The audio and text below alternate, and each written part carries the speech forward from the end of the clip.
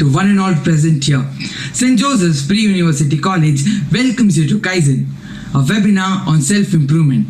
Kaizen is a Japanese word which means to change for the better with continuous improvements. We have amidst us Roger Joseph LURSHAY, who is an alumnus of Sjpuc, to enlighten us about Kaizen and to teach us how atomic habits can lead to phenomenal changes and success over time. Prayer enlarges the heart until it is capable of containing the God's gift of Himself. Now I invite Kevin Mark of 2E to invoke God's presence with a prayer. Let us close our eyes and look to God in prayer.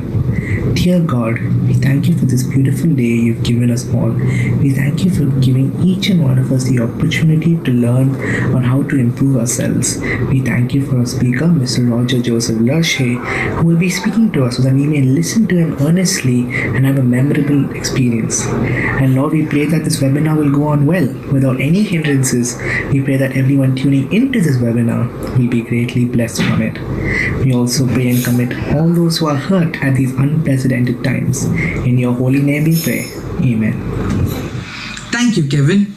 Now I call upon Alan Richard of 2C to give the welcome address. Good morning, one and all. On behalf of the Sjpuc family, I take this as a privilege to welcome our alumnus, Mr. Roger Joseph LURSHAY, the key speaker of the day. It is my honor to welcome our ever-encouraging principal, Reverend Father Melvin Nobo S.J., our energetic Vice Principal, Renuka Zachariah, our dedicated campus minister, Reverend Father William Bennis S.J., our teachers who always inspire us, our parents, and my fellow Josephites to today's program, Kaizen. Anthony D'Angelo said, and I quote, "Become addicted to constant and never-ending self-improvement." Kaizen is a Japanese word for self and continuous improvement, and today's session will enlighten us on how we can make small investments and get big returns in our life and habits. Great leaders are not defined by the absence of weakness, but rather by the presence of clear strengths. John Zenga. We are blessed to have a great leader and an eminent speaker, our alumnus, Mr. Roger Joseph LURSHAY, amidst us. Mr. Roger Joseph is an HR professional and an alumnus of our very own college and several other Jesuit institutions in Bangalore. He currently works as an HR consultant in the company Oracle and is a member of the Young Advisory Board of NHRD Bangalore chapter and a member of the Communications Charter for NHRDN National Chapter. In the past, he partnered with Mindtree, a multinational information technology and outsourcing company in Bangalore, where he managed their testing service line and the travel, transportation, and hospitality vertical. A true example of versatility, Mr. Roger has curated several editions of Magis, a caucus for youth in Southeast Asia, and has written, directed, and acted in a musical drama called Lessons of Life, which is a portrayal of the impact of Jesuit education. He also conducts workshops of various topics such as public speaking, the science of happiness, and several other topics he's passionate about.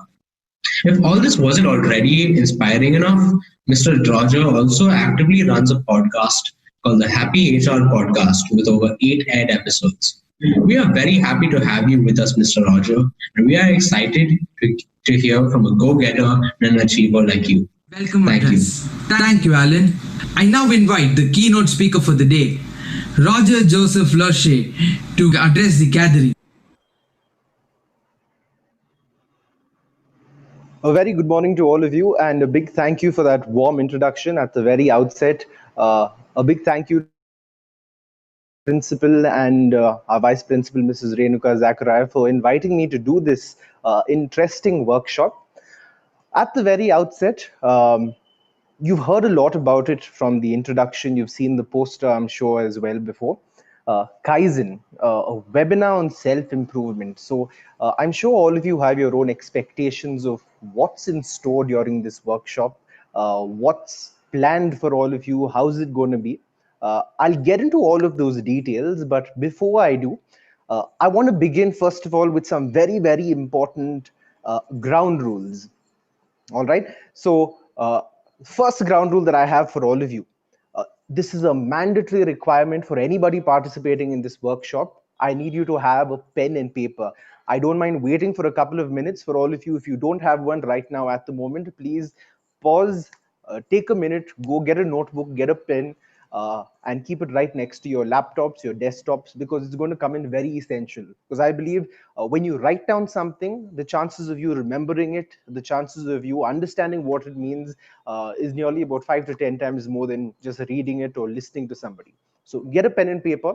We'll wait just about 30 seconds for those of you who haven't got one to get one right away. All right. Now, one hand on your pen and paper, and the other hand, I want you to keep it firmly placed on your laptop and get ready and get set, because at any point in time, I'm going to ask you something and I would like you to respond. All right. I want this to be a very interactive session. I understand this is the first ever virtual workshop that we are doing. So I want you to be as interactive as possible. And whenever I ask you if you've understood something, you don't have to say yes. You will replace the word yes for the next 2 hours with Roger that. All right. Let's try that out. John Joseph, I see you've joined us on call. John Joseph, can you unmute yourself and tell me, is all of the instructions clear so far? Roger, sir. Roger that. No, sir. I will explain Roger that. why you don't have to call me sir, because I'm not as old as you think I am. But very quickly, all right? I want to try this one more time. Do we have Hanish Kumar on call with us? Hanish Kumar? Brilliant. All right. So we've got clear with the ground rules. Pen and paper. I hope all of you have got your pen and paper. One hand firmly on the keyboard. For those of you joining us on YouTube, I hope you also enjoy this session. Now, before I even get into the details of what this session is all about, I I'm not a mind reader, but I have some sort of an idea of what exactly is going on in all of your minds right now. I'm sure a lot of you are thinking what you see on the screen right now, right? Who on earth do you think you are? Many of you must be raising this question with a lot of aggression, wondering what on earth is this guy doing? Why is he taking 2 hours of our Saturday? It's a nice, relaxing Saturday morning. What on earth am I doing here? Why is he trying to tell us about self improvement? How does he even know we need self improvement in the first place, right?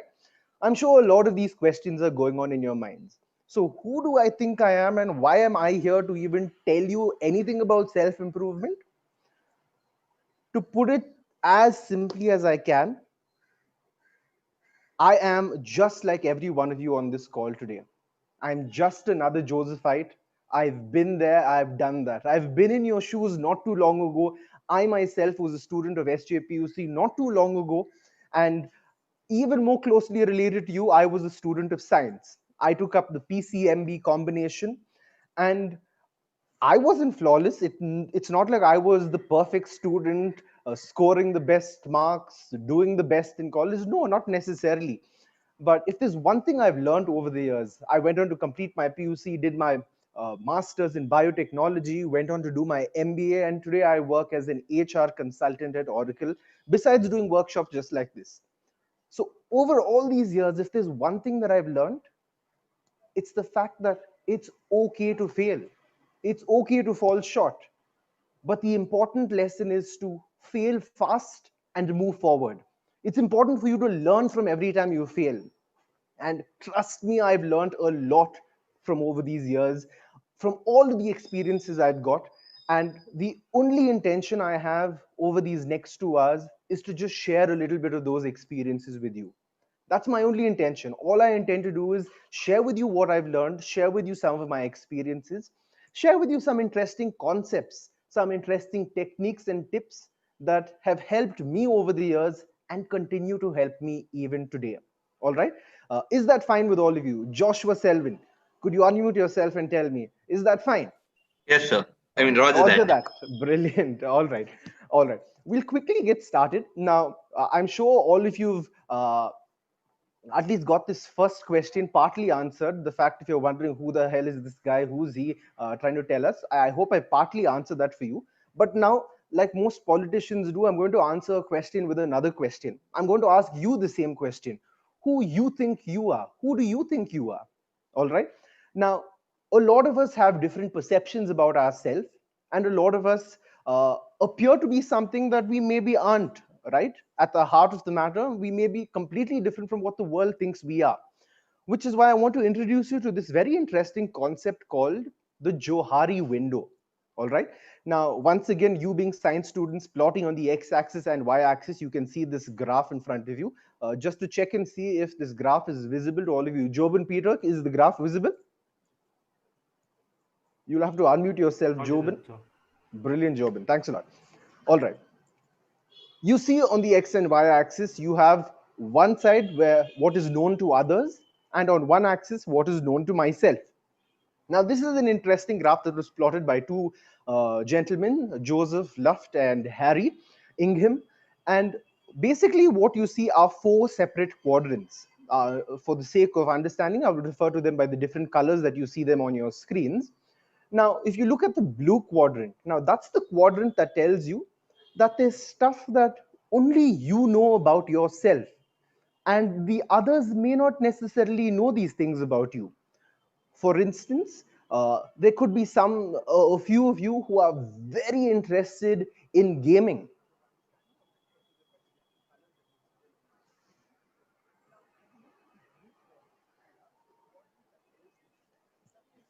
All right. So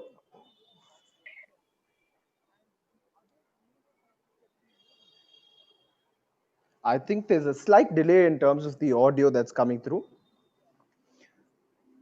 Once again, I'm just going to check and see if this is audible. Kenneth Paul, could you unmute yourself and tell me, is the audio clear?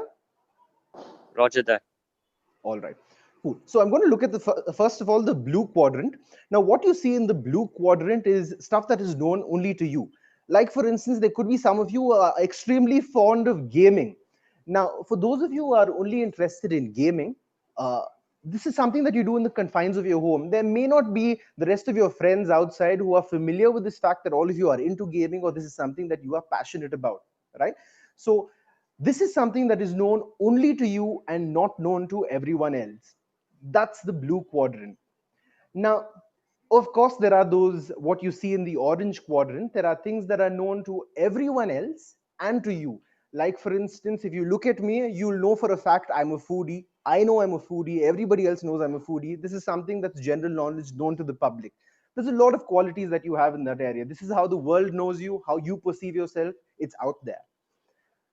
Then you look at the green quadrant, you'll notice that there's something that's not known to others, neither is it known to yourself. You yourself aren't aware about it, but there could be a few others. It may be your friends, it could be your teachers, but there are a few things that people would have told you. You know what? Like, for instance, Joshua Selwyn, you possibly are quiet, you need to speak out a little often. But according to Joshua, he feels that he talks enough and more to everyone. But that's a blind spot. That's what we refer to as a blind spot. And all of us have got these blind spots. The fact that we don't know what it is, but others know it because they've observed us, they interact with us, that's the big difference. These are blind spots for us to figure out. And now you see the purple quadrant. The purple quadrant is basically known to no one. These are things that we learn over a period of time through experiences, through life. We figure out things about ourselves, and others also figure out things that possibly we thought we didn't know, qualities we thought we didn't have, but we figure it out eventually. That's the purple quadrant. Now, I'm not going to focus too much on what nobody knows, the purple quadrant, which is what nobody else knows about you and what you don't know about yourself. We'll park that aside for now. I'm also parking aside the orange quadrant, which is basically stuff that everybody knows. You know it about yourself, others know it. We'll park that aside for now. What I want to focus on right now is the blue quadrant and the green quadrant. The blue quadrant is stuff, like I said, that is known only to you. Others may not be sure about it. Others may not even be aware about something like this. And of course, the green quadrant, which I said is your blind spot. What I want you to do right now is to take your pen and paper and make a note of at least 3 of the areas of improvement that you think fall in the facade quadrant, which is stuff that you personally know that it's related to you. These are areas that you know you need improvement on, but maybe nobody else knows about it. But it's something personal, it's something that you've experienced over time. Note down these 3, at least about 3 different areas of improvement that belong to the blue quadrant of facade. Also, towards another side on your sheet of paper, I want you to jot down at least 3 points of instances where possibly your teachers or your parents or your friends have told you areas of improvement about yourself. You may not have agreed with them at first sight. You may have said, "What are you talking about? I completely disagree." But just write down these 3 to 4 different areas of improvement that your friends have told you about. I'm going to give you a good 3 minutes to jot down these points. This is something that's important. This is something that will make a difference during the course of the session. So give it enough thought, give it importance, take your time and write it down. Once you're done, we will move on.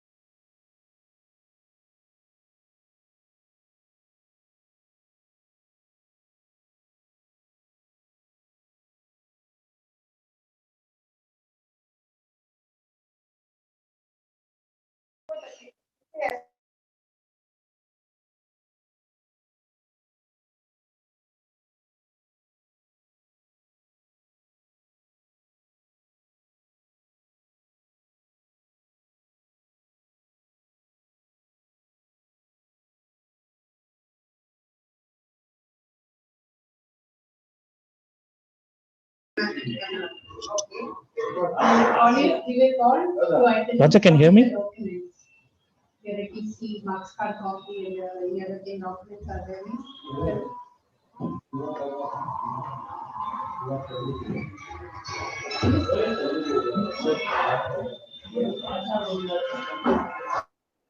All right. I've muted all of you for the sake of a little bit of clarity so that all of you. Yes, Leo, I can hear you. I'll request everybody else to go on mute so that we can proceed with our session.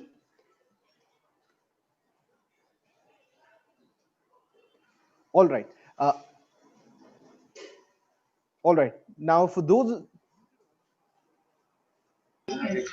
Roger, sir, can you go to the securities and disable that annotation option? Surely. One second.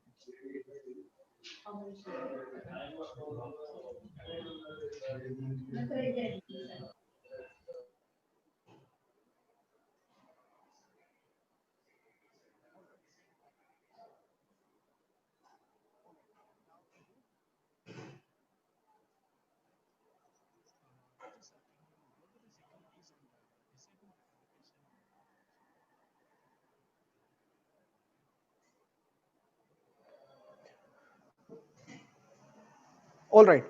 I think we've had enough time to jot down these 3 points. So very quickly, I'm going to check with you. Jethro Samuel, could you unmute yourself and tell me what is your 3 blind spots that possibly others have told you about yourself, and maybe you didn't agree with them at the first glance when you got to know about these? Yeah, I honestly have none of them. All right, nothing come to mind. What about in terms of your facade, the blue quadrant, things that you personally know about yourself and you would like to improve, Jethro? Which I want to improve or have, so? Things that you want to improve, at least in the near future, Jethro. Well, studies. Okay. And playing the piano and sports. Studies, playing the piano. All right. So studies, playing the piano, and sports. Interesting observations. We'll move on to Kevin. Kevin Mark Franklin. Could you tell us, Kevin? Yes, I'm audible. What did you find in? Did you find any blind spots, Kevin? Blind spots, nothing that I can think of at the moment. All right. What about the blue quadrant, Kevin? The blue quadrant, I think two things come to my mind. I couldn't think of a third thing. So the two things are time management and consistency. Could you repeat that, Kevin? I didn't hear you too clearly. Time management, Time management and consistency, consistency. consistency. All right, Yeah. very interesting. Something that I myself relate to quite often. All right. Lohit, very quickly before we proceed, Lohit, could you tell us what did you find did you find any blind spots, Lohit? You can unmute yourself and go ahead.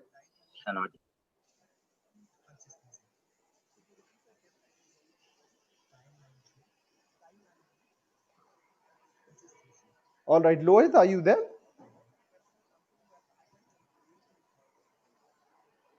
Okay, Lohit isn't with us, so we will proceed. I'm going to share my screen once again. Why is it important for us to first of all know what our johari window is, what are our blind spots? Why is all of this important? Now, for instance, one of you said you want to learn to play the piano, right? Playing the piano. Another person mentioned time management. Now, if these are changes that you want to make in your life, how do you get started? What could be the things that you could possibly do? Now, are you overnight going to become a piano sensation, the next Billy Joel? Are you going to be the best at playing the keyboard? Maybe not so. Now, what are the steps that can actually help you to get to that position? What I'm going to do right now is I want to get started quickly with this whole concept. You've heard about it in the introduction, you've heard about it very briefly. What's on your screen is not some random Japanese concept that I intend to talk to you about. This is, in fact, something that makes quite a big difference in the manufacturing sector. Now, why did we even begin this entire concept of Kaizen? Why am I even talking to you about Kaizen? Kaizen is a very interesting concept that was introduced way back after the Second World War. This is when Japan was hit very badly by the effects, by the aftermath of the Second World War, and they needed to get back on their feet. So they adapted this very interesting concept in their manufacturing industry. The concept is pretty simple. All they talk about is making small changes to the entire manufacturing setup, whether it's in terms of oiling the parts of a machine so that it runs smoother, smoothing out the edges of a machine so that there's lesser friction. Small incremental changes that eventually lead to massive impacts in the manufacturing line. What happens when there are massive changes, massive incremental changes in that manufacturing line? You will notice that production increases, and when production increases, revenues correspondingly increase. Now, this is a concept that was used in the manufacturing setup. So, I'm not going to get into the details of manufacturing and production because, let's face it, none of us work in manufacturing companies. You're all students. So, I'm going to replicate whatever was in this field of manufacturing into our lives. Now, why am I replicating this Kaizen concept? To give you a heads up of what exactly this is all about. Kaizen, as you can see in this chart mentioned on the screen over here, the first block is getting all of the employees involved. Now, in your case, what does it mean when you say getting all employees involved? You are students. So it's about getting all your stakeholders involved. Now, who are these stakeholders? They could include your parents, your siblings, the people that you interact with on a daily basis, your teachers, your classmates, your friends. All of these people are people who impact you, your progress, how much you achieve from day one in SJPUC to the day you graduate is all dependent on these people you interact with. That's why very often you hear people say, show me your friends and I'll tell you what kind of a person you are. It's very important about these connections that we make while we are in college. It's very important about the teachers who influence us, the teachers who inspire us. Our parents are going to be the constant factor in our lives, and their role also at this crucial juncture in our lives is just as important. So if there's a new hobby, a new habit you want to start, you can't do it by yourself. You need their involvement. You need your parents to know the fact that this is a hobby you want to pursue. If it's playing the piano, if it's fitness, then you need to Correspondingly, adjust your diet. You need to put in those workout sessions. And I'm sure most of you don't prepare your own food. You depend on your mothers and their kitchens for the food that you need. So if you need to adjust your diet, you need the help and support of your parents. You need the help and support of your friends. If you are on that journey to lose weight and your friends are binging every day at McDonald's and KFC, is it going to be easy for you? No, it's not. But if your friends are a little understanding, they know that this is your goal, this is what you want to achieve, then it's going to be a lot more easier. So step one, get your employees involved. That's in the manufacturing setup. But for you, is get all of your stakeholders involved. The next bit is gather a list of problems. Now, you can't boil the ocean. You can't say, I'm going to be the best version in every aspect, from academics to sports to. It's not going to happen overnight. So make a list of all the problems and select what are those that you really want to work on. What are those that you want to see an impactful change in your life? So narrow down on what those problems are. The next bit is encourage solutions and then choose one idea. Now, like all of you mentioned, when I asked you to write down what are those areas you think that you need to improve on, there could be 10, 20, 30 different areas that you need to improve on. But the first step is putting that pen to paper, narrowing down what are those 2 to 3 different areas that you think you want to prioritize right now at this stage in your life more than anything else. This is the one area or 2 areas or 3 areas that you want to see a change. These are the significantly most important areas that you want to improve on.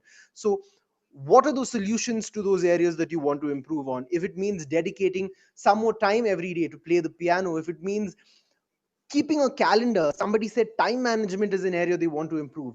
Possibly the solution is making a to-do list, chalking down every hour of the day what you're going to do. These are solutions. Narrow down on what these solutions are.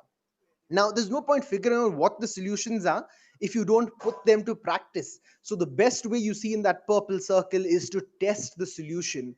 Out of possibly the 5, 6 different solutions you think of, all 5 of them may not work. Choose the top 2 or 3 that actually do work and continue with them.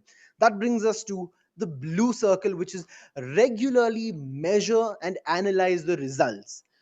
What is the improvement that you're seeing from day 1 to day 20? Has there been a change? If it's in terms of time management, are you able to get things done by the end of the day? If it's in terms of piano, have you been able to figure out how many different chords exist while you play the piano? Where have you been from day 1 to day 20? What is that change that you've seen? Analyze the results. Then we move on to the next bit is, if it's successful, go ahead and adopt these solutions, because this solution is tried and tested, and not by anybody else. It's not by me who's coming and doing this workshop and telling you this is a tried and tested solution. You yourself have tried and tested that solution. So take the next step, adopt these successful solutions. And then you move on to the next step, which is repeat on an ongoing basis. Once you figure out what clicks for you, you need to repeat this over and over and over again. That is you defining what's the system that you are setting for yourself. Because it's very easy for anybody to set goals. The challenge that we face is to set systems. Don't expect you to rise to the level of your goals, because all of us do not rise. Just because I say my goal is to become the president of the country, that doesn't mean I'm going to rise up there and become the president. All of us do not rise to the level of goals. Instead, we settle to the level of our systems. If you do not have a timetable in place, if you do not have a plan in place, then you're going to be all over the place. There's no way you're going to reach your goals, meet your goals, if your systems aren't foolproof, if your systems aren't tried and tested. This Kaizen technique is you setting in place your system. This is you putting things in order so that you are eventually able to reach your goal because of the system that you set for yourself. Now, you see 2 very interesting pictures on your screen. If you look at the picture on your left and the picture on your right, I want to ask you, what would you choose?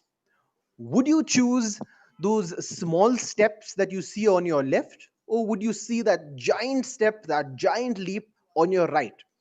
Now, why am I asking you such a silly question? It's pretty obvious, it's general knowledge that the obvious answer to choose is those small steps, right? Now, why would somebody choose those small steps as compared to choosing that big leap? Why is it so difficult to choose the option on your right? I would like to hear from Lohit. Lohit, could you unmute yourself, Lohit? Yes, sir. Yeah, Lohit, tell me, why would you not want to choose that option on your right, that big giant leap? Nothing can be achieved so easily, so it should be done like step by step, procedure by procedure. Agreed, because it's not so easy, you said. Thanks a lot, Lohit. I would like Jonathan Walton. Jonathan Walton, could you unmute yourself? Yep. Give me a few reasons why you think the option on the right is not an option possibly that you'd like to take. I mean, I personally would choose the option on the right. All right, tell me why, Jonathan. Brilliant. I'd love to hear why. See, the cutter method of you trying to achieve something, they'll say you have to go step by step. But then what I've been told, what I've been taught, like personally from my dad or people around me, they say for you to succeed, you should sometimes take big risks. You Okay. can't always go in a straight line because that will just be redundant and boring.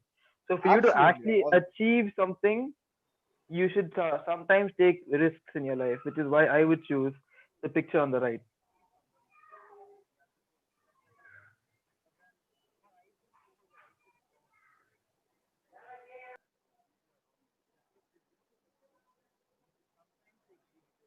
Absolutely.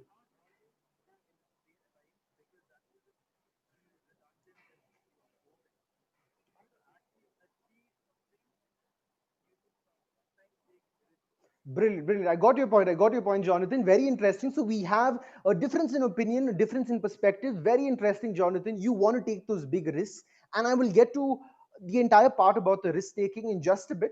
Let's hear from Jobin Peter. Jobin Peter, could you unmute yourself and tell me which would you choose? Would you choose the option on the left or the option on the right? Option on the right, sir. Brilliant. Tell me why, Jobin. So it is easy to climb the stairs and go, but it is very hard to go through the mountains and reach our success. So it needs a hard work to major needs a hard work to reach our success, sir. That's why. Absolutely, absolutely. Thanks a lot, Jobin. Now, this Welcome, is sir. exactly why I said right at the very beginning that one reason I'm here to talk to all of you is the fact that I relate to exactly what both Jonathan and Jobin mentioned to you. Because when I was back in PUC, I had the exact same mindset. I was one of those big risk takers. I was the person who said, if anybody has to get on that stage at an equinox, take part in a personality and win it, it's got to be me because I'm the one who wants to go out there and take those risks. It's brilliant. It's brilliant if you're taking that risk at a college fest. It's brilliant if you're taking that risk at a competition that you're participating in, at a Mad Ads competition, at a personality competition, at an air crash competition. By all means, I encourage you, go out there, be adventurous, take those risks. But what happens when you take a risk with regards to your life? What happens when you take a risk with regards to what's your future going to be like? Now, when you look at risks, your chances of failing when you take a big step, when you take a big risk, the risk is huge. What happens when there's a huge risk? There's a whole amount of stress that sets in your mind. There's that worry that's always at the back of your head. Will you make it or not? Now, I'm not talking about the adrenaline rush of stepping onto stage and taking a big risk. That, by all means, is encouraged. Go ahead and do it. I'm talking about risks that will impact you in the long run. And that's with regards to the choices that you make in college for your life hereafter. The bigger steps means bigger risks. Bigger risks means more stress. More stress means more fear, and fear builds in anxiety. And when you have all of these things building up inside of you, the chances of failure are so much higher. Now, I'm pretty sure after listening to this talk, this 2 hour lecture that we have, this 2 hour workshop, there's going to be a whole bunch of you that's going to say, you know what, if I had the fear of public speaking, I'm going to go all out tomorrow.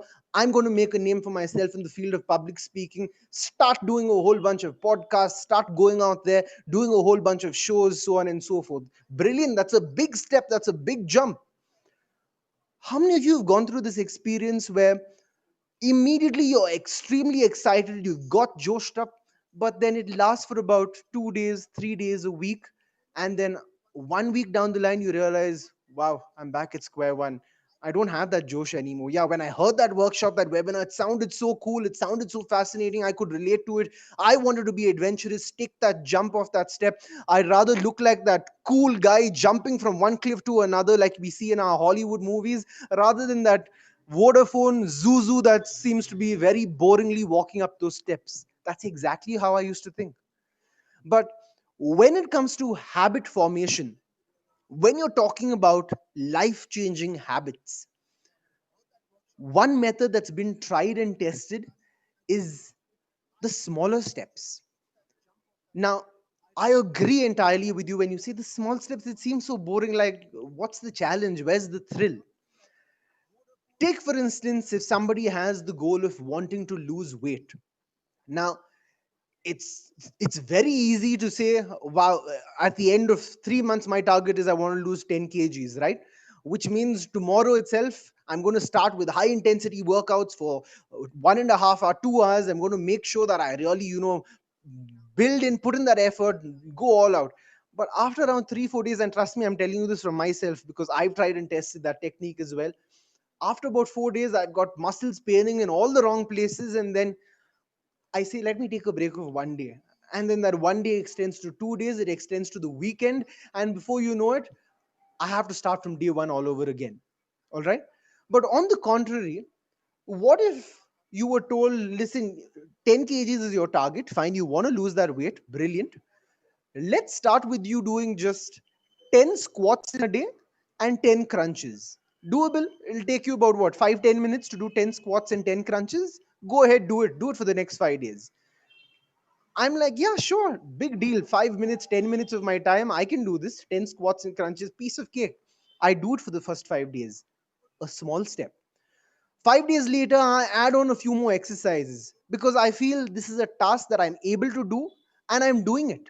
I'm achieving these small goals that I've set for myself and I'm building on incrementally to these small goals. Before you know it, maybe at the end of these 3 months, I may not have lost those 10 kgs, but maybe because of the slow progress that I've made, I've lost about 7, I've lost about 8 kgs. Which would you rather have? The fact that you tried high intensity workouts, big steps, big risks, and failed after a week and barely lost 2 kgs in the process? Or would you rather have tried these small steps, spent the entire 3 months, and lost only about 7 kgs? This is something that's tried and tested. In the long run, small steps make you more likely to stick to forming these habits. What are habits eventually?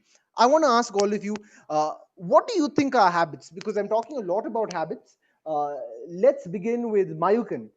Mayukan, could you tell me what is your idea of a habit? Tell me what are the habits that you have, Mayukan. If you can unmute yourself and go ahead. Hello. Yeah, Mayukan, go ahead. Yes, sir. Habits, according to me, are it's a way how we run our lives, sir. So it's habits eventually continue to become a way of how the life is led. All right. So Mayukan, could you tell me a few of the habits that you have in your life?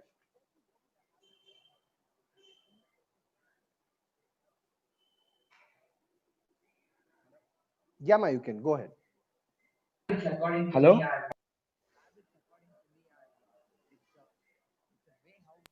Hello. Mayukan, I think you're on mute still.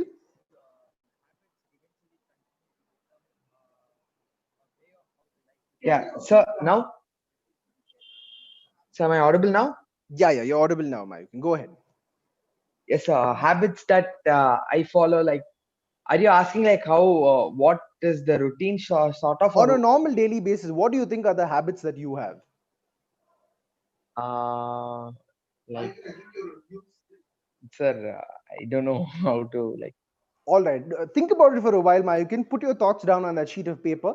I'm going to move on to Malvin Richard. Malvin Richard, could you unmute yourself and go ahead and tell me what do you think? Yes, sir. What are the habits that you have, Malvin? Tell me on a daily basis, what are the first few habits that come to your mind?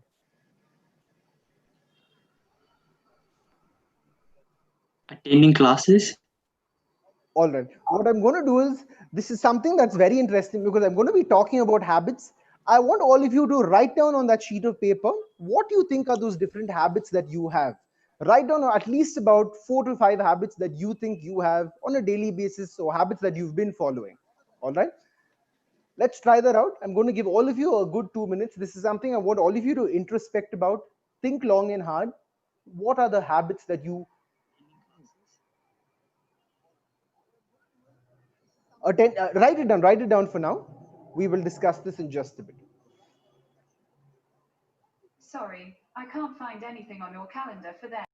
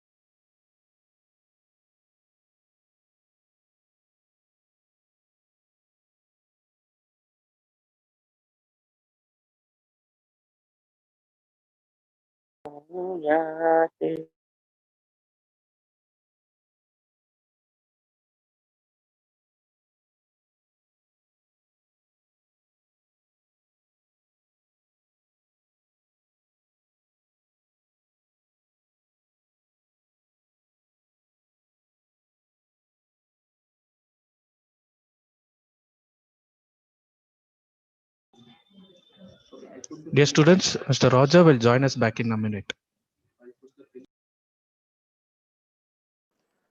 I'm here, Leo. All right.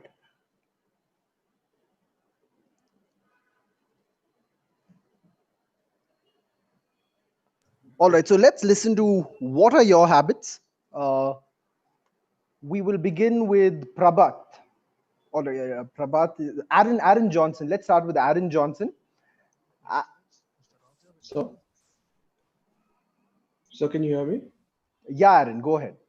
So sort of the habits which I feel like on a daily basis are lethargy, self-doubt. I guess lack of motivation goes along with lethargy, and overthinking and getting into unnecessary situations. Okay. It's quite a list, quite a list. Interesting. Abhishek, thanks a lot. Thanks a lot for sharing. Abhishek B, could we hear from you as well?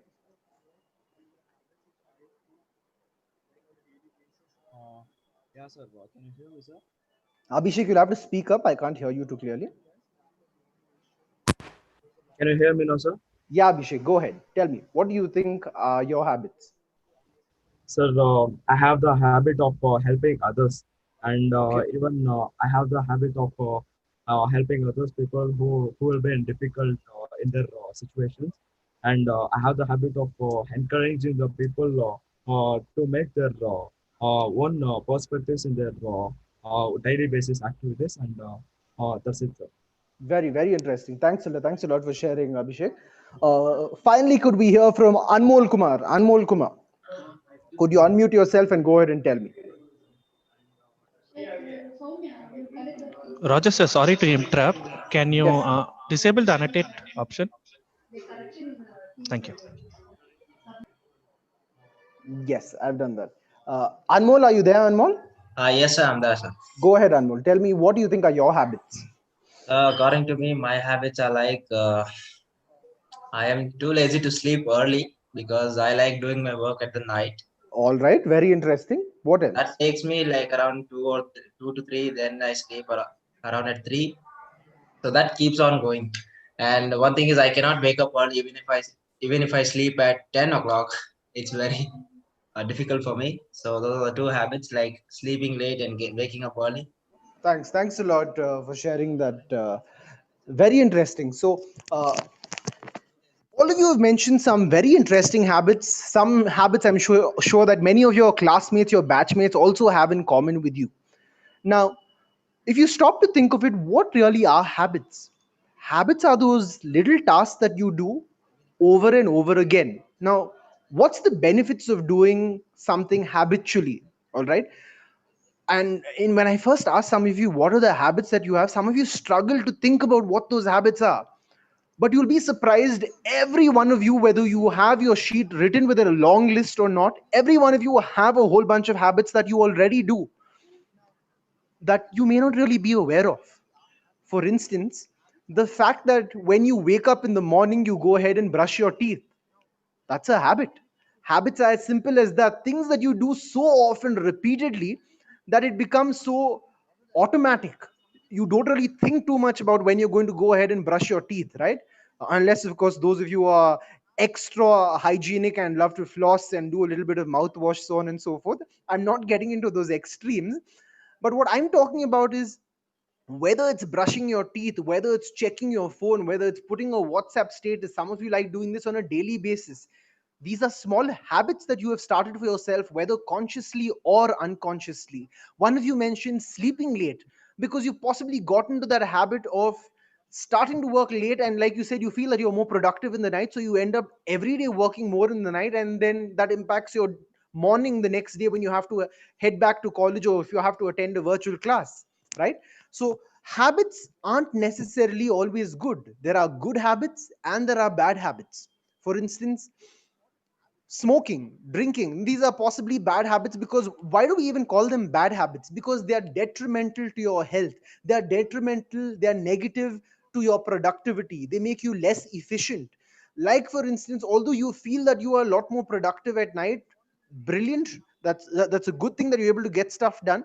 But if it's impacting your productivity during the day, if it's making you want to sleep during your first hour of college, then you may want to think twice if that's really a good habit you want to continue, or if it's something you want to relook at. Now, there are dozens and dozens of books that are written about habits. There's a lot of videos that you'll get online about habits. There's a lot in terms of working out. You'll see very trending mobile applications like the Cult Fit app that encourage you to start new habits. There's a lot that's being spoken about in today's day and age about habits. Some people may tell you that you take 30 days to start a habit. Some may tell you it takes 21 days. Some may tell you it takes 3 months. What if I told you that you can start a habit overnight? Would you believe me? Would you think it's possible? I'm sure some of you will disagree with me. So I'm going to tell you a very interesting story. It's a true life story of this lady who had this habit of smoking. All right. She just couldn't stop smoking. In a day, there were minimum 15 to 20 cigarettes she used to smoke a day. Just couldn't get out of the habit. Unfortunately, she started the habit in her mid 20s. She was now in her late 40s and she just couldn't stop this habit of smoking. She tried everything. She went to seminars just like this one. She tried the nicotine patch. She tried electric cigarettes. She tried every other alternative that existed. But like many of you said, she took the big steps. She said, I'll stop buying cigarettes altogether, wear this nicotine patch. It's a big step. I know I can do it. But what happened is she went back to her old ways. Like they say, old habits die hard, right? She tried everything. It was just not Nani. working. Until one day, the company she was working in recommended and said that all their employees had to go for a general health checkup. So she went to the doctor for her routine annual health checkup. And after the series of tests were done, the doctor called her into his room for a very specific meeting and he said, I unfortunately have to break the news to you that you have a severe case of lung cancer. You are in stage 3, and I don't think that you will live for more than 40 days at the current rate that you're in. That information was enough to make her stop that habit then and there. Overnight, she quit smoking because she knew she wanted to spend every single moment of those remaining 40 days of her life with her loved ones, with her children. That news was enough to shake her up and wake her up and convince her that she needed to give up this habit. What does this story tell us?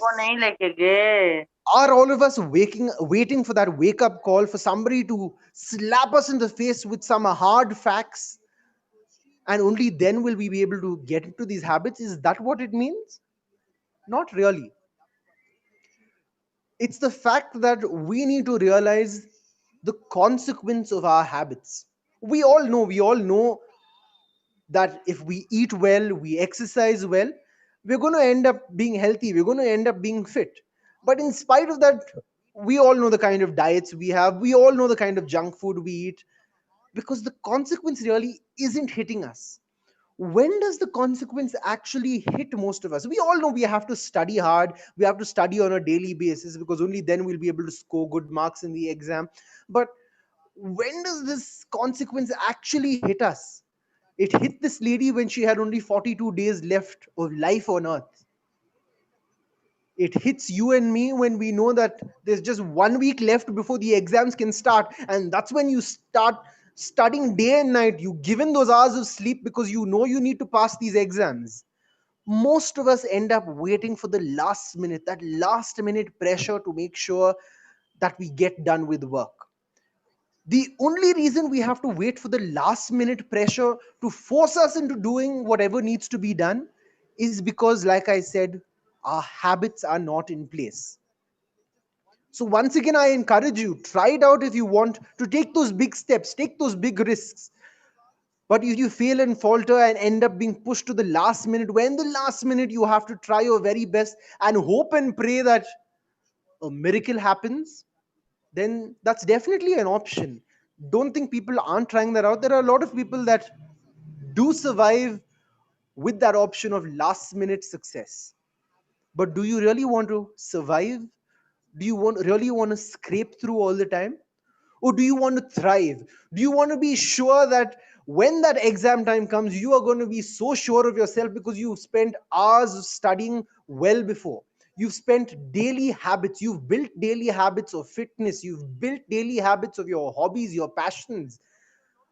I'm not just talking about exams, even if it's that big fest that's happening, whether it's Equinox, whether it's Esplendida, all of these big fests. Do you really want to wait for that last minute before that fest happens, that day before, that night before, where you force your entire team to stay back and practice? Or do you want to be the kind of team that anytime, anywhere, any day there's a fest that's happening, if they call you, you guys are ready to go out there and perform? The only way you can get to that level of finesse, that level of confidence, is when you build these habits. Now, most of what I'm talking to you about, like I said, there are a whole dozen of books that are written, there are a whole dozen of videos that you'll see on YouTube, so on and so forth, that talk about habits. But there's one book that really got my attention, and this is again something that all of you can note down.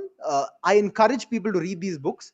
I'm sure right now you're thinking, if he only knows the kind of books we already have to study in physics, chemistry, maths, biology, electronics, the size of these books, he'll know for sure that we don't have time to read any other books.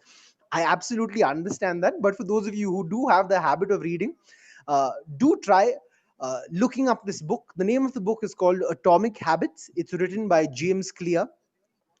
And one very interesting perspective that he gives us, he says that whether it's the marks that you get today, or whatever job you're going to get tomorrow, whatever salary that you're going to earn, most people, when you talk to them, whatever they do in life, it's to get good marks. While you're in college, you want to get good marks. Once you're out of college, you study really hard so that you get a good job. Why do you want to get a good job? So that you get a good salary.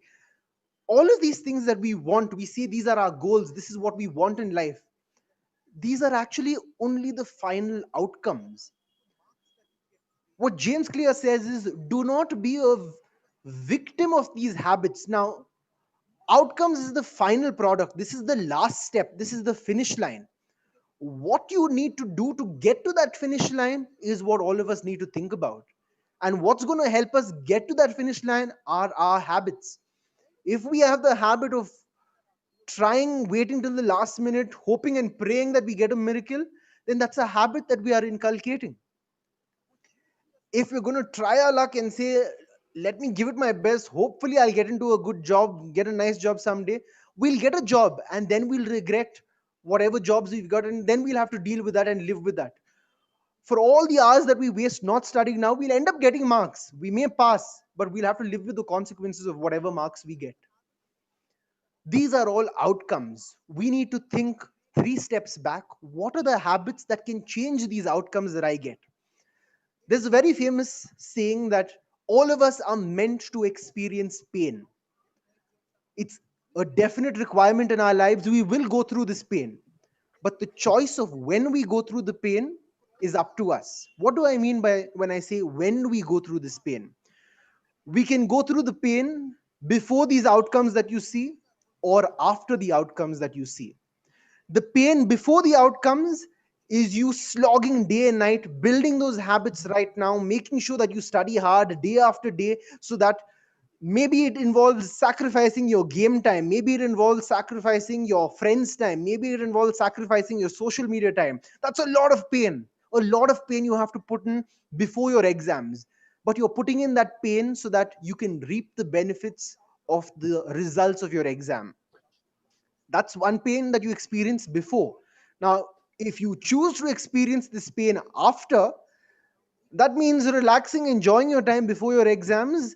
But once the marks come out, the consequences of those marks, that pain that you face afterwards, the regret that you face, the consequent college that you're going to get into after this, or the jobs that you're going to get after this, the regrets that you're going to face after that, that's a whole ton of pain that you'll have to deal with.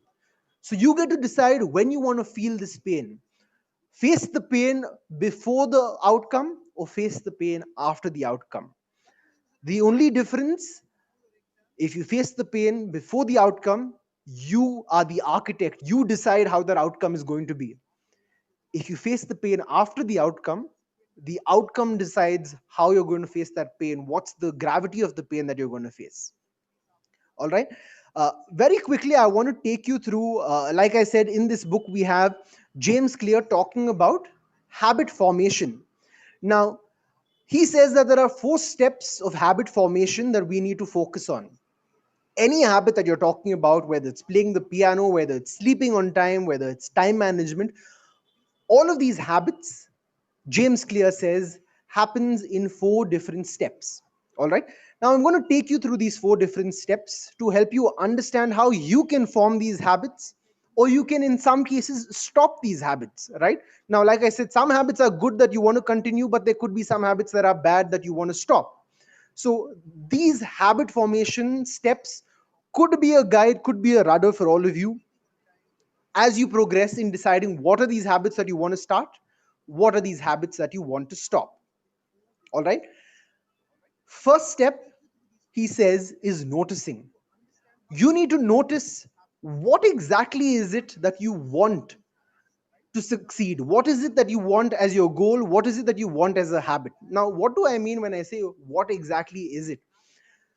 He says that most people, their problem is not motivation. Like, for instance, if you think that your problem is, if you want to be a writer, say, you think your problem is actually putting those lines down, writing down something, your problem is not the motivation. Your problem is actually knowing when to write, what to write, how much to write, and get it out there. To make myself a little more clear, let me tell you about this experiment. There was this experiment that was done with a group of people. It was to understand the importance of habits, how they are formed, so on and so forth. So, what they did is they divided this set of people into 3 different groups. What they did to these 3 groups is they told the first group, and as all of you science students will know, whenever you conduct an experiment, there's always the control group. So group number 1 was the control group, where they said, listen, the object of this experiment is to work out. So we are telling you, make sure that you work out. We want all of you to be on the mindset that working out is important. Please make sure that you work out. We will regroup after a certain period of time and assess what are the results of you working out. That was your control group. Now, group number 2 was this group that they thought, let's try and see what motivation does. So what they did to group number 2 is they told them the exact same thing, that working out is important. We want all of you to work out. But in addition to this, they gave everybody in group 2 a motivational video, something pretty much like what I'm doing right now. They gave all of them a very nice, exciting, exuberating, exhilarating motivational video saying, watch this video and then go and work out. We want you to be motivated by this video. So group number 2 was the motivation group. They wanted to see if they get motivated and they go out there and work out. Group number 3 was also told the same thing about what group number 1 was told, the importance of working out. We want all of you to work out. They were also given the motivational video, but in addition to that, they were asked to write down when exactly they're going to work out, how long they're going to work out, and what workout they would do on that particular day. For instance, they had to write down, every Monday from 6 in the morning to 7 in the morning, I am going to do 1 hour of cardio workouts or whatever, based on whatever their preference was. But everyone was asked to write down that one piece, that one line, and all 3 groups were given the same time frame, and the results were unbelievable. Out of all the people in group number 1, there was about 38% of them that actually did work out, and the rest decided to just go on with their life. They didn't think this was important. Group number 2, there was only about 35% who actually worked out. They said, yeah, big deal, motivational video. Wow, very nice to hear, good to feel. I feel all fuzzy inside, but yeah, I have better things to do. And only about 35% of them worked out. In group number 3, it was observed that 91% of all those people actually worked out. There was a stark difference. There was a stark difference in their weight. There was a stark difference in their fitness, because 91% of everybody in group 3 actually worked out. What does this mean for all of us? It means the fact is, we don't really need motivation. It's not that we lack motivation. What we lack is clarity. If you intend to study, there's no point just saying, yeah, physics is the exam that's coming up. I need to study physics. Make sure that I do a little bit of physics and it's going to happen. That's a habit that I'm going to start. No, that's not going to be enough for your brain to understand, for your brain to register that this needs to be done. Your brain requires things to be broken down into its simplest form. You need to tell your brain, every particular day at this particular time, this is the amount of work that I'm going to get done. If it means I'm going to finish 1 page or 2 pages of my physics textbook on a daily basis every day in the evening from 5 o'clock to 6 o'clock, then write it down.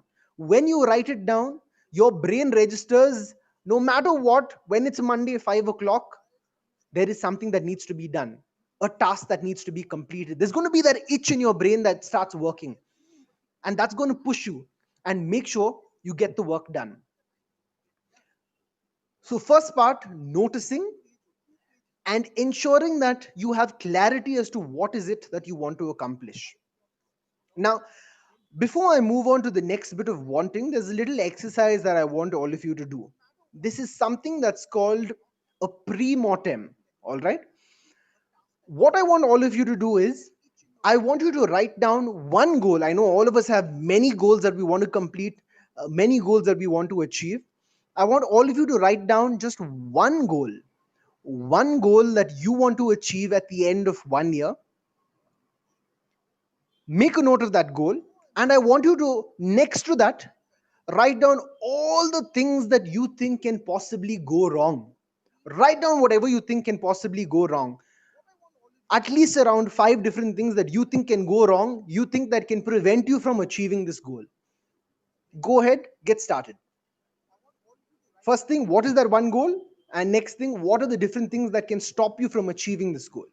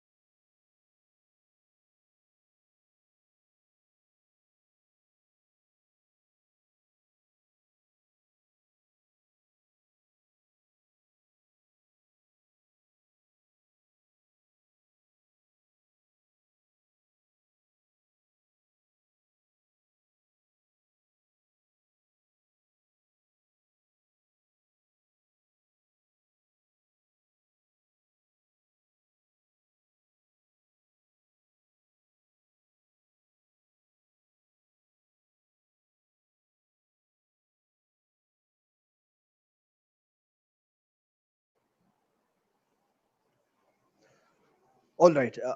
Aaron Johnson, are you done? If you can unmute yourself and share with us what have you written down as that one goal, and what do you think is going to stop you from achieving that goal? So my goal, at least for this year, is to go on a long cycle tour with friends.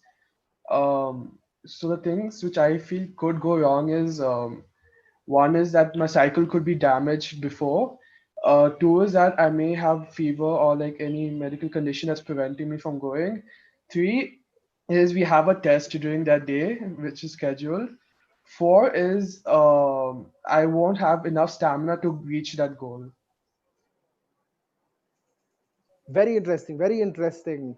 Uh, Aaron, so this gives you a heads up by writing down what are these different possible areas in which you could go wrong. You have been able to proactively address these issues that could go wrong. This is what we refer to as a failure pre-mortem. A failure pre-mortem basically helps you identify or make a list of what that goal is, what could possibly go wrong, address them before they actually go wrong. All right. I'm sure all of you have written down what are these different things that could go wrong.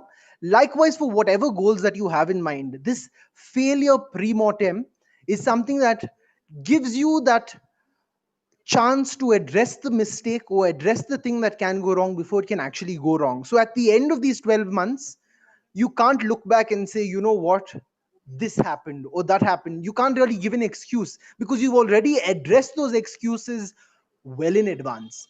Try this technique out. It's called the failure pre-mortem.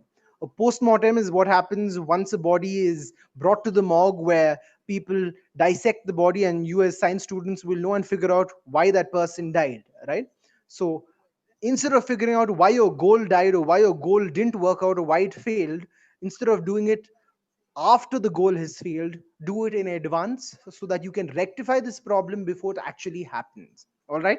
So that's with regards to noticing what is it, the goal, what is this goal that you want to achieve, and what exactly you need to do to make sure that you get to that goal without any roadblocks along the way. All right. The next bit that I want to talk to you about is in terms of wanting. All right.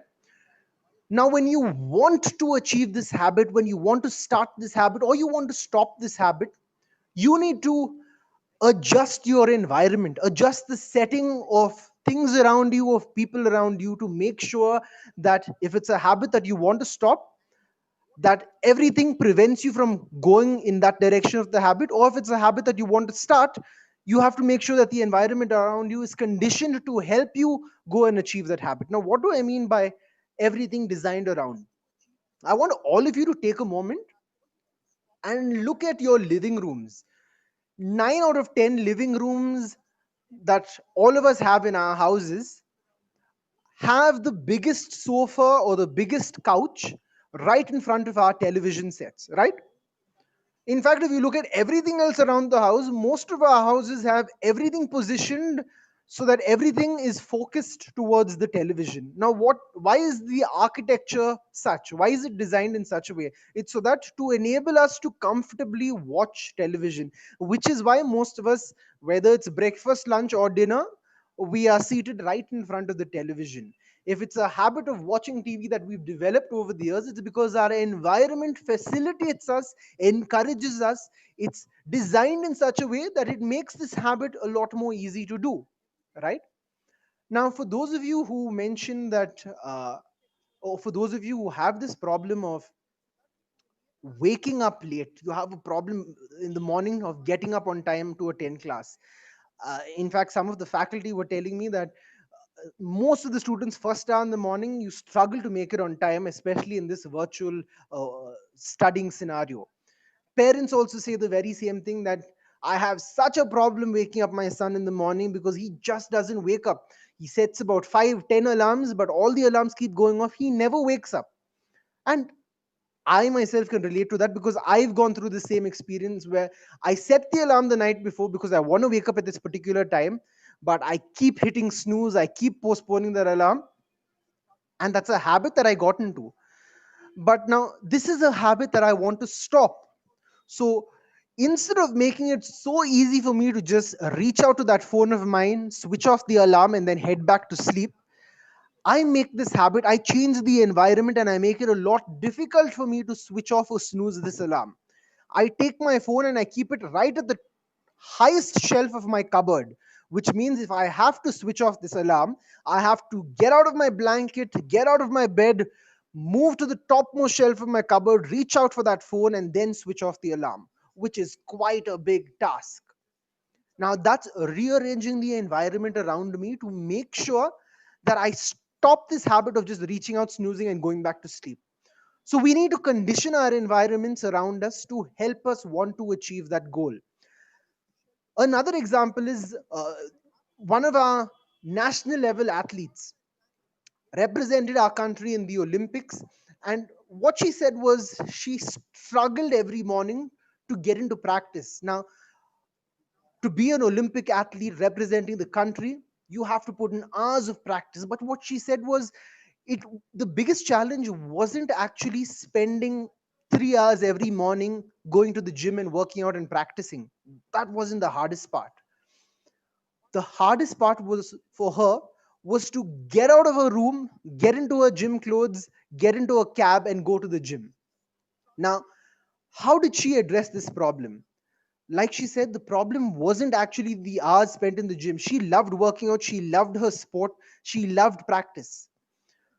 The habit she needed to focus on was keeping her clothes, her gym clothes, ready right at the foot of her bed so that as soon as she wakes up in the morning, she gets into them, steps down, gets into a cab, and moves. That's the process she needed to make easy for herself because she knew once the cab brought her to the gym, then the workout, then the practice would start automatically. The habit was easing everything in between you and the actual task. Reduce the number of steps between you and the actual task of doing the habit so that there's minimum resistance and you actually get started, because once you get started, there's nothing that can stop you.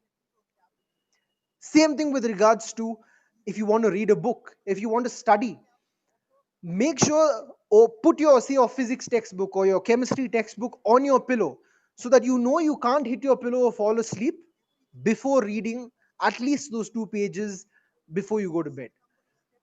Condition your environment around you to ensure that you actually achieve the habits that you want to start doing and you actually stop the habits that you want to stop doing. That's with regards to wanting. Now, with regards to doing, there's no point putting all of these plans in place, putting in so much of effort, attending all of these workshops if you don't actually get out there and start doing, right? It's this particular part of the habit formation process that most of us find the most challenging.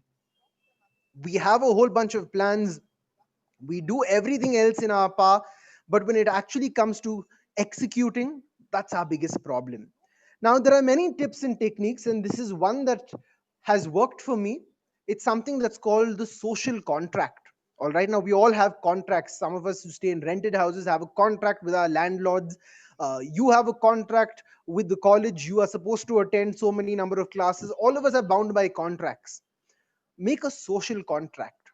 What happens in a social contract? You make yourself accountable. You put yourself on the line.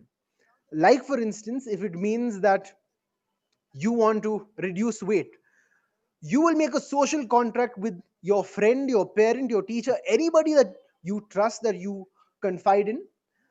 Let that person hold you responsible, which means if you happen to go out in a group for a bite to eat, you will have to eat healthy, because if you fail that social contract, then your friend is going to hold you accountable. If it means you pay him 10 rupees as a penalty for every time that you've eaten junk food, then so be it. Hold yourself accountable. That will make you think twice before breaking your habits. Whoever is that one person that you can trust, whoever is that one person that can help you achieve these habits, make that social contract. That's one very interesting tip that has helped me. It's also the use of, they talk about peer pressure very often, especially when you're in college. Peer pressure to make sure to do everything possible, right? But I'm going to give you a different twist to peer pressure. Why not use peer pressure to make you do something productive? Why not use peer pressure to make you build your habits? I tried this out myself personally and I found it quite effective. Now, how did I use peer pressure? Very simple. I was determined to start the habit of exercising, going for a run, going for a walk in the morning. So, what I did, every time I went for a walk, I take a selfie, I post it on my social media and say I've gone for a 5 km run at 5 a.m. in the morning. Big deal, big accomplishment. I've done it one day. I've done it 2 days. I did it for an entire week. After a week, when I felt that laziness creep in and I didn't want to step out of the house, I didn't want to go for that run or that walk in the morning, I didn't post anything on social media. That's when all of my friends said, "What happened? Where's today's 5 km at 5 a.m.? Why didn't we see you not post about where you went running?" That peer pressure built into me where I said, people are waiting, people will question me. It's an insult to my reputation if I don't have this post going out. Whatever happens, I'm going to wake myself up, go out there, make sure I get that 5 km done. Using peer pressure productively to make the best version of yourself come out. Try it out. Use a social contract, use peer pressure to make you achieve your goals. There's another very interesting technique that I found that's helped me. We've got 24 hours every day. I agree, about 8 hours goes in sleeping, another 3 hours possibly goes, another 2 hours possibly goes in everything else from bathing to brushing your teeth, so on and so forth. Effectively, out of the 24 hours, 10 hours is gone in all of this. You have 14 hours to yourself. 14 hours, you decide what happens. Whether it's classes that you're attending, I understand, park aside that time as well. If it means 8 hours that's going in classes that you're attending, so be it. You still have 6 hours remaining for yourself to do whatever you think best. Chalk out those 6 hours, break them up into half hours. Write down for every half hour, for every one of those 6 hours, what you intend to do, what you intend to accomplish. Begin tomorrow, tonight. Before you go to sleep tonight, make sure that you have in your mind and on paper the plan for everything you intend to complete in those 6 hours dedicated to you the next day. So that when the day begins tomorrow, there's no time to be wasted in thinking. There's no time to be wasted in, oh, what do I spend this time? Should I just loiter around? Should I just relax on my bed, not do anything productive? No, you have an agenda, you have a plan, and you will stick to it because it's right there on paper. Begin tomorrow, tonight. This is something that has helped me in the past, and I hope it does help you. That's with regards to doing these habits. The final step is liking.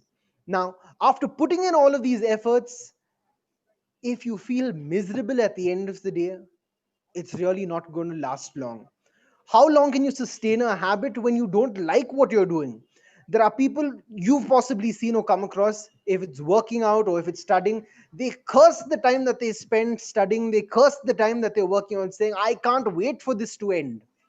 If you don't like it, you are not going to continue doing it. The chances of you dropping out of this habit or not succeeding in this habit are very high.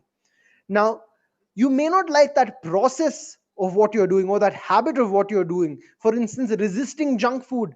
It's not a very likable thing to do. Everybody likes junk food. To stop yourself from eating is not something that is easy to do. So, when I say like what you're doing, reward yourself.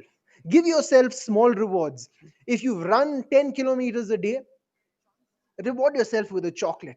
It's not going to do too much damage, but it's going to be an incentive. You know that only when you complete this 10 kilometers of running a day will you get that taste of that chocolate. Small rewards have big impacts. It makes you want to motivate yourself to continue doing what you're doing. You need to like what you do to succeed at what you do. There's no point forcing yourself, cursing yourself all the way through, cursing all the stakeholders involved, cursing your teachers who've given you things to study, cursing the person who xeroxed your notes, who's made the notes.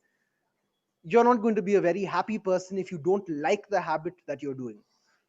Enjoy the habit, reward yourself. Another very interesting technique to make sure that you like what you do is something as simple as keeping a track of how often you do it. I tried this myself. I wanted to learn French. Way back when I was in SJPUC, that's when I first began learning French. And very recently I said, you know what? I liked French. This is a habit I want to start. I want to start learning French now. I downloaded this app, and this is one of the features on this app. It's called Duolingo, where it keeps a track of the number of days continuously that you've spent learning the language. And as of today, I have completed 106 continuous days of learning French. That's a big motivator. The fact that I can stand here and proudly say for 106 continuous days, I've learned something new in French every one of these days. It's a big motivator. It makes me want to like the habit that I'm forming. It's a kick for me because every day, just before the day ends, I'm going to make sure that I don't lose my streak. This is a streak I want to continue for as long as possible. Mark the number of days. If it's something as simple as marking an X on your calendar for every day that you've done a habit, do it. That's a big motivator. That's a big incentive for you to like the habit that you're starting and to help you continue and not break the chain. All right. So, like I said, first is noticing, second is wanting, adjusting your environment to make sure that you actually get to do what you want to do. Final is second last is doing, and then the final step is liking what you do. These are the 4 steps of habit formation. If you haven't written it down, please write it down. You can also, like I said, go online or look up this book, Atomic Habits. There's a lot that you will find related to Atomic Habits by James Clear. Something that I found very impactful, very effective, and I hope that you benefit from this as well. Before I conclude, there's a little something that I thought I'd leave you with. One last activity that I have for all of you. Uh, you've mentioned that one goal that you want to achieve at the end of 1 year, right? I asked you to do that earlier. Now, what I want you to do is, I want you to write down whatever number of goals you think you can complete by the end of this 1 year, whatever goals you think you want to achieve. Write that down on one column. And on another column, I want you to write down all the goals that you think you can achieve at the end of 3 years. This is something that's very personal, something that's very important for you to think about yourself, because the next 12 months and the next 3 years are very crucial for all of you in PUC. I know how crucial it is. I know the kind of life changes that happen after these years. Think about it. I'm going to give you a good 3 minutes to 5 minutes for you to jot down these goals. 2 columns on your left hand side, all the goals that you want to accomplish in 12 months, and on your right hand side, all the goals that you want to accomplish in 3 years.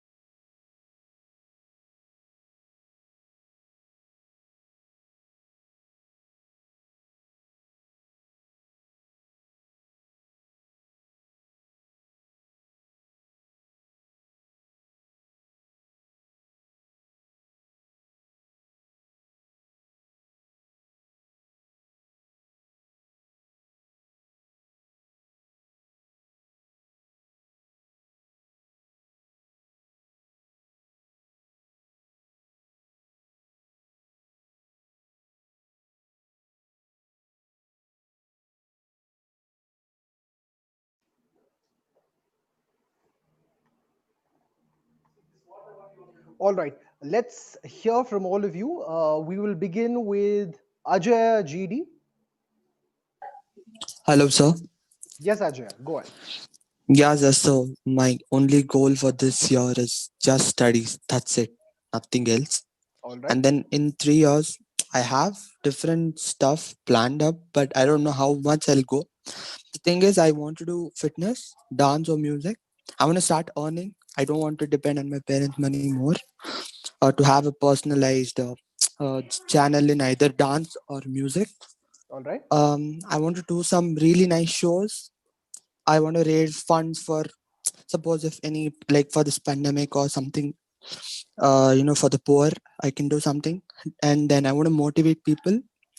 I want to teach some students music basics, very basic stuff. And then the main thing is just spreading positivity. That's it. All right. Brilliant, really nice plan for the 3 years. Very impressive. I want to hear from Danush S. Danush S, could you tell us what's your plan for the next 12 months and what's your plan for the next 3 years? So to score good marks, which makes me satisfied. Okay. Be active all most of the time. Improve my social skills. Okay. And For for the next long 3 years, term, Danush? be in an engineering college, which makes me feel proud about the college. Something studying the course which I like or which I should make my career. So Okay. that's it. And thanks a lot, Danush. What about Franklin Benedict? Franklin Benedict, could you unmute yourself and tell me what's your plan for the next 12 months and what's your plan for the next 3 years? Yes, sir. My plans for the next. Franklin, you'll have to speak a little louder. I can't hear you. Am I audible now? Yeah, much better. Yeah. So the next 12 months, I might want to use it productively, doing productive stuff. I haven't exactly thought about it, but yeah, I should start working on it. Okay. And in the next 3 years, I mean, I don't have a clear mindset yet, so yeah, I might have to work on that. All right. Definitely something to think about, Franklin. Alan Albuquerque. Could we hear from you, Alan? Yes, sir. My goal in this next 12 months would be mainly like getting fit by exercising regularly. Okay. And also like clear my competitive like by getting a good rank. Okay. So that I'm satisfied with where I'm placed, like whichever college it is. On a long term, I want to be happy with like seeing myself in that position and realizing that whatever I'm going to do from there on, I'm satisfied with it. And also like learn something and develop my hobbies so that I can earn something out of it even while studying. Okay.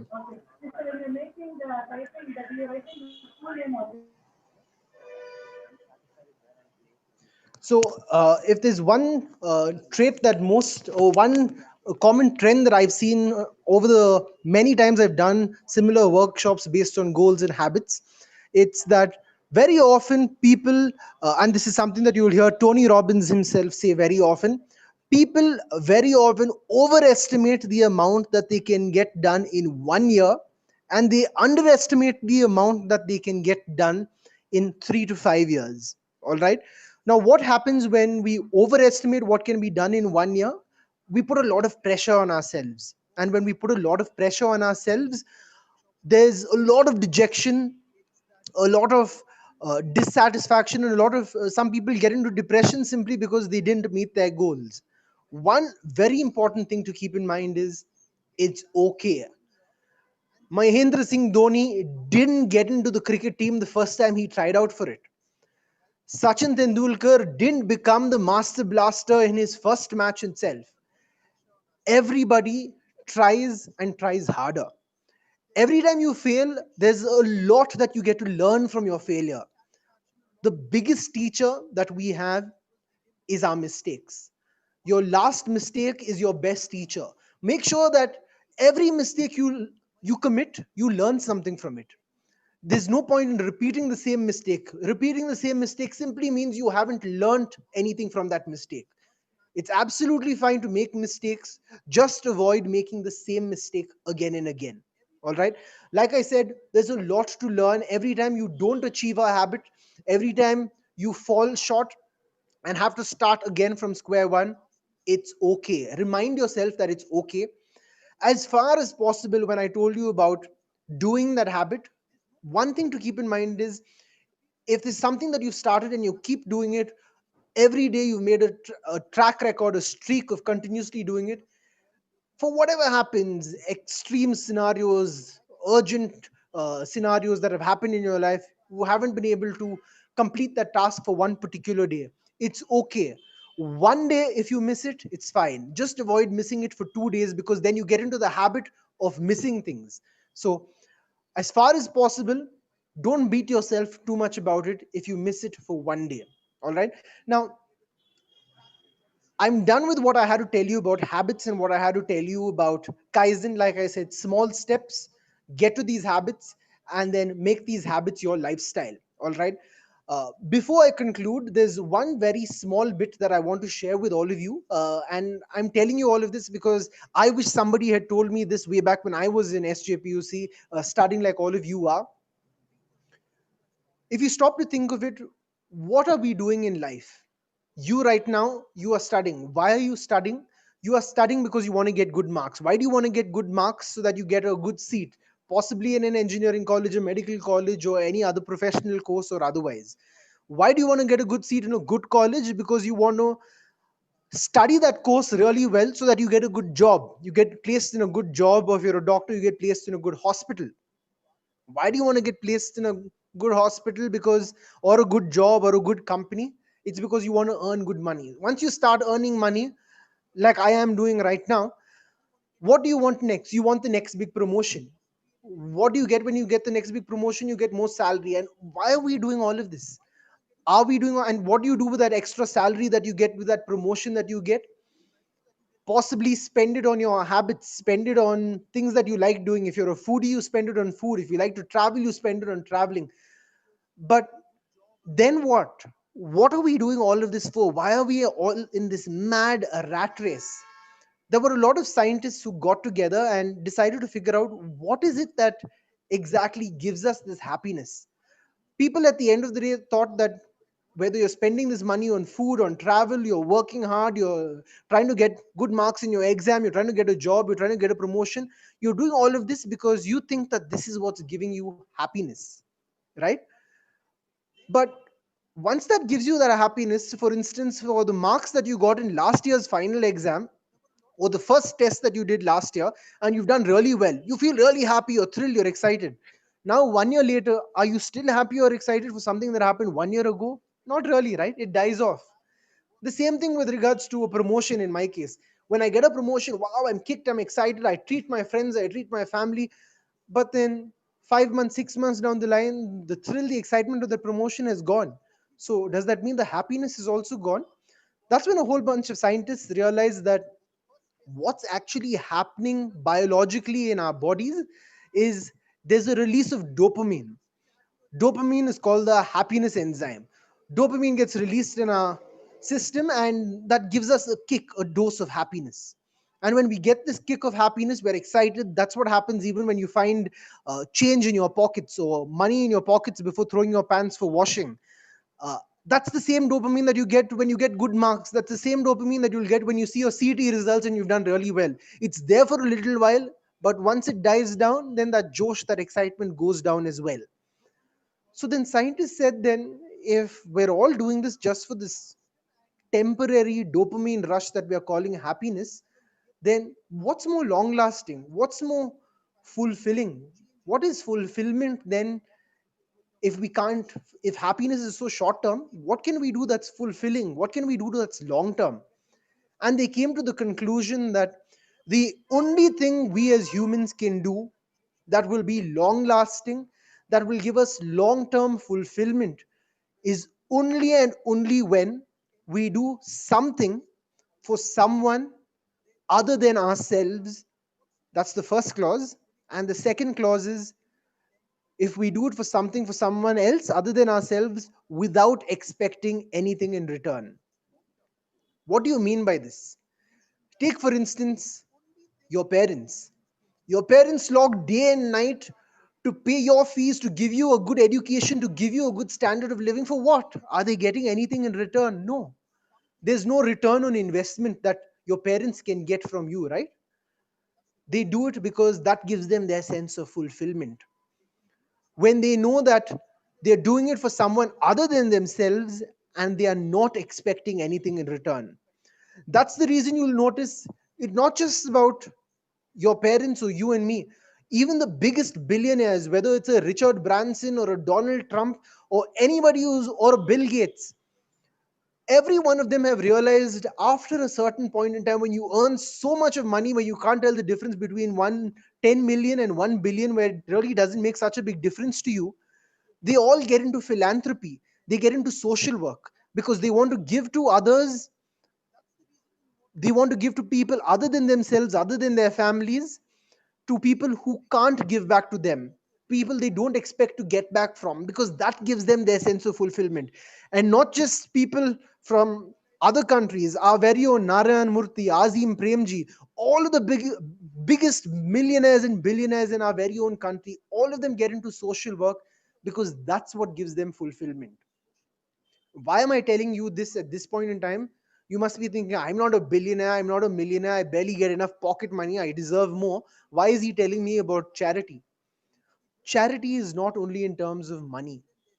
Charity is helping the person next to you, your friend, prepare well for his exams, so that you know him doing well in CET is your competition. It's not really going to help you in any way, but it will give you that sense of fulfillment.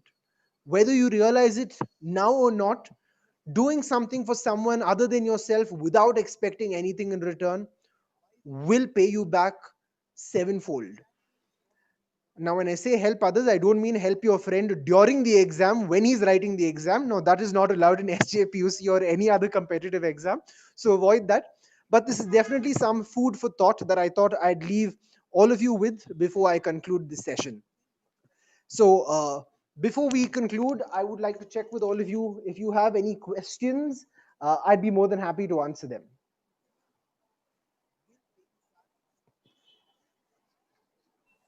Yes, sir. I happen to have a question. Go ahead, Sergio. Yeah.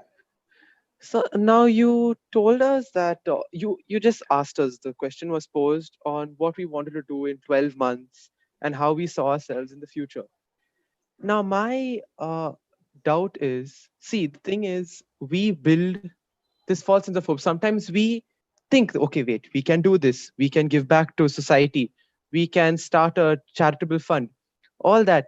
But in the end, our life takes a completely different course. We can chalk out our whole life, but it may not end up the way we chalk out. And in the end, we'll end up feeling more devastated if we just, let it run its course and give everything 100%. See, for example, even you, sir, you had taken biomedical or something you told us at the beginning, but now you work at HR. So obviously, when you chose bio, you were looking at continuing in that stream, but then your life took a completely different course, which I believe you will be enjoying now. So I don't understand this concept of, us planning and planning and planning and not working out. I rather feel we should just give it 100%, take a suitable amount of risk, not risking everything, and go ahead. Brilliant, brilliant, Sergio. So, and I like the fact that you've given my own example, because that's definitely something that I can relate to. Now, there are two ways that I look at this entire question that you've posed, Sergio. First bit is, if you don't know which direction you're sailing in, then any wind is favorable. If the wind blows you to the left, you'll go towards the left. If it blows you towards the right, you'll go towards the right. All right. Uh, that's not a good place to be in, because you'll notice at the end of a certain point in time that you don't really know where you are.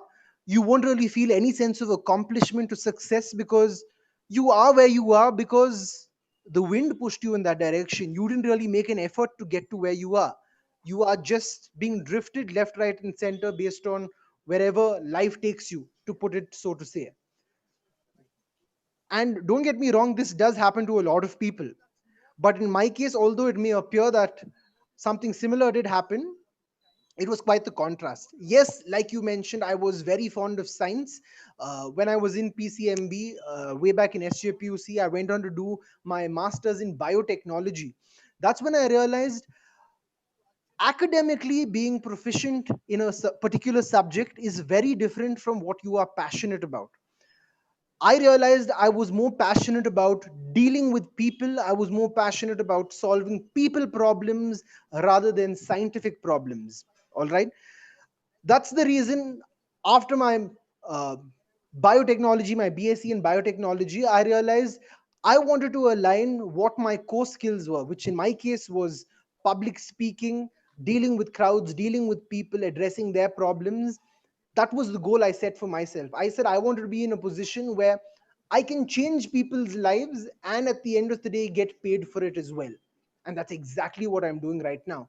As an HR professional, I get to solve people's problems from when somebody gets admitted in the hospital for being diagnosed as COVID positive to dealing with cases where I have to help people sort out problems with their bosses, ego issues that they have with their bosses, team conflicts.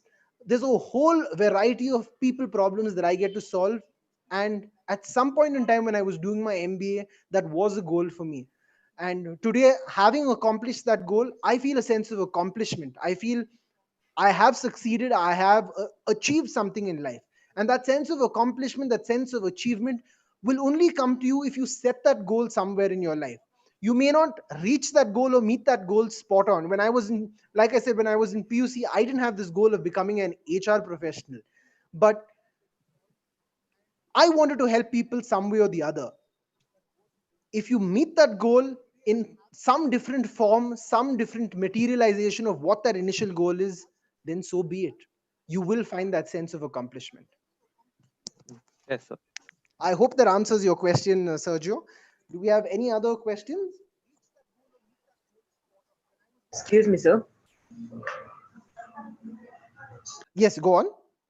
Sir, like after you got that situation where you have to change your profession, like how did you start up, sir? That it will be very difficult to go through that time. Like there'll be many pressure from parents as well as from society and all. Absolutely, Mahavir.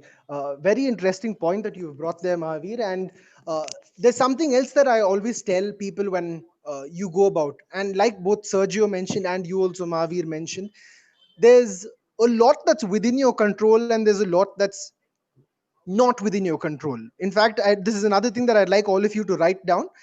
It's called the 90-10 principle and it's by Stephen Covey. Stephen Covey's 90-10 principle. All right. What does this principle basically say? The principle says 10% of what happens in your life is out of your control. Today, if you step out of the house and there's an earthquake, it's out of your control. You step out of the house and a crow decides to take a poop on you, it's out of your control. You can't decide where the crow is going to fly and take a poop on you. 10% of what happens in your life is out of your control. But the 90% of what happens in your life is how you react to that 10%. And that's entirely within your control. And yes, Mahavir, you are right when you say that making a transition from science to HR is not very logical. It may not seem the logical way or to progress or to do things. But that's when I mentioned to you right on stage one. When I first spoke to you, I said, whenever you're starting a habit or you have a goal in place, it's not just about you having that goal and saying, whatever comes my way, I'm going to get there and achieve that goal. There are multiple other things that play a role in you achieving that goal. And those are the different stakeholders. In today's case, it's your teachers, your parents, your friends. And it was the exact same case for me. My parents gave me that encouragement and they said, if your passion aligns with what your interests are, then go ahead and achieve that. I was encouraged by my very own teachers. The same teachers that taught me biotechnology were the ones who came up to me and said, you know what? You'd have better career prospects if you move out of science and get into management. Do an MBA instead of sticking to science. We think that that's where your core skills are, that's where your competence is. It's only when all of these other stakeholders in my life aligned, they gave me that support, they gave me that encouragement. It's only then that I was able to take that step and say, yes, now I think is a good time for me to move from science to this other stream of HR. Uh, it's not easy. It's not easy to get people to think on your wavelength, to think on your lines, but you need their support. If you don't get their support, then your challenge is to help them understand why you think that this is the right way for you. Give them the clarity, give them your mindset. And only when these align, when you have the support and encouragement, will that path to you achieving that habit become easier. Will you be able to get things done much more efficiently. Thank you, sir. And Just one more, about sir. Like, time for the session. We just got about 7 minutes more. If you do have any other questions, I'll be more than happy to connect with you, talk to you. These are my different coordinates through which you can reach out to me.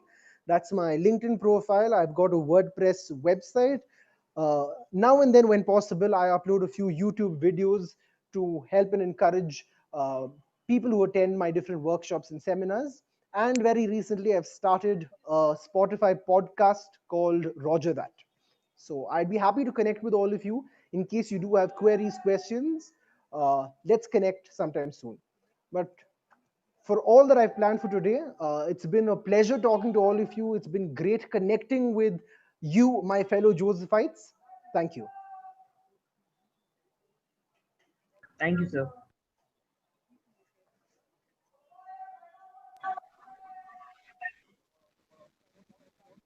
Thank you, sir, for enriching our lives with those reflections on Kaizen. It is the need of the hour, and we all have realized it and learnt a lot from it. I'm sure we have all benefited from this session. Gratitude is the fairest blossom that springs from the soul. I now invite Kevin Mark of 2E to propose the vote of thanks. It gives me immense pleasure to propose the vote of thanks on this occasion. At the outset, I would like to thank our speaker, Mr. Roger Joseph LURSHAY, for his wonderful thought-provoking session. Thank you, sir. I would also like to thank our principal, Reverend Father Melvin Lobo SJ, for his constant support and foresight, our vice principal, Mrs. Renuka Zachariah, and the campus minister, Reverend Father Wilson Bennis SJ, for their presence and continued support. I would also like to thank the organizing committee led by Mrs. Smita Chako and Mrs. Mini Shaji, also followed by the technical team led by Mr. Leo Anto Richard, who made today's webinar possible. I would also like to thank our teachers for their presence today. And last but not the least, the parents and students who were part of today's webinar. Thank you and have a wonderful day. Thank you, Kevin. So this is Mayukan of 2E, your anchor for the day, signing off. Thank you and have a nice day.